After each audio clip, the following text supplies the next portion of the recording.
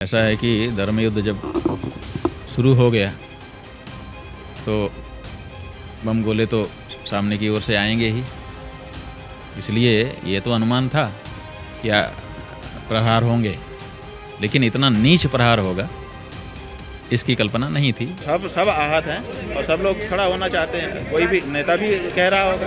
Police Yadav बड़ा गंभीर आरोप लगा रहे हैं। नहीं, वो कह रहे हैं कि एफआईआर कराने वाला जो साजिश करता है वो आपका चेला है। सब भ्रम है सब।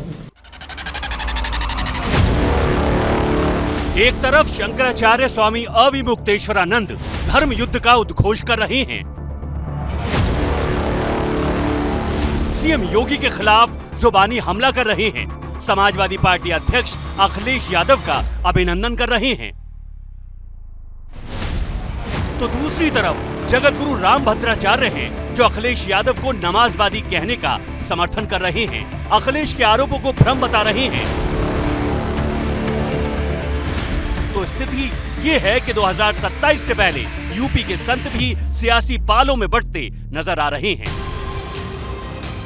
बंटवारे का ये बीज शंकराचार्य के खिलाफ एफआईआर दर्ज होने के बाद पड़ा। पहले तो एफआईआर की टाइमिंग ने विपक्ष को सीएम योगी की घेराबंदी का नया मौका दे दिया, क्योंकि एफआईआर उस वक्त में हुई है जब 18 जनवरी की घटना को लेकर सीएम योगी और शंकराचार्य के बीच ठनी हुई है।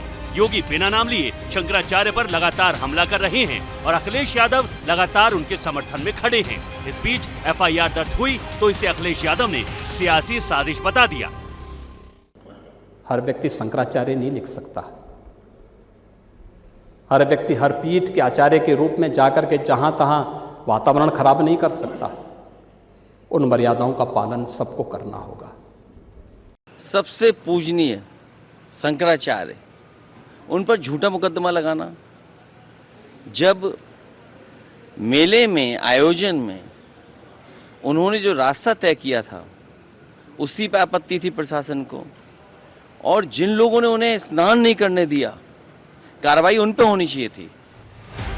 अखिलेश यादव ने स्वामी अविमुक्तेश्वरानंद का तो बचाव किया, लेकिन रामभद्राचार्य की बात कर संतों के बीच सियासी दरार का नैरेटिव सेट कर दिया।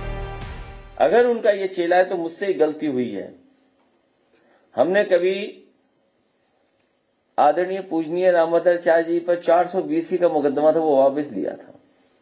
मुझे उन्हें जेल भेज देना चाहिए था। कभी कभी विचारों को लेकर के कुछ झगड़े हो जाते हैं, लेकिन अब इस सीमा पर चले जाएंगे कि आप आरोप लगा करके इस तरह का घटिया आरोप लगवाएंगे। आप जो सच्चे लोग हैं वो बहुत दुखी हैं, पीड़ित हैं और समर्थन कर रहे हैं। ये जो धर्म युद्ध है उसमें वो शंकराचार्य के साथ खड़े हो रहे हैं। दरअसल स्वामी अविमुक्तेश्वरानंद के खिलाफ यौन शोषण की शिकायत आशुतोष ब्रह्मचारी ने की है, जिन्हें रामभद्राचार्य का शिष्य बताया जाता है। इसी को लेकर अखिलेश यादव ने रामभद्राचार्य पर केस वाली बात कही थी। इसी पर सवाल के जवाब में उन्होंने अखिलेश को नमाजवादी बताया। पुलिस यादव बड़ा गंभीर आरोप लगा रहे हैं। नहीं, कुछ नहीं। कोई जवाब नहीं देंगे गुरु जी? नहीं, जवाब दे दिया। लगातार आप पर भी एफआईआर हुई है।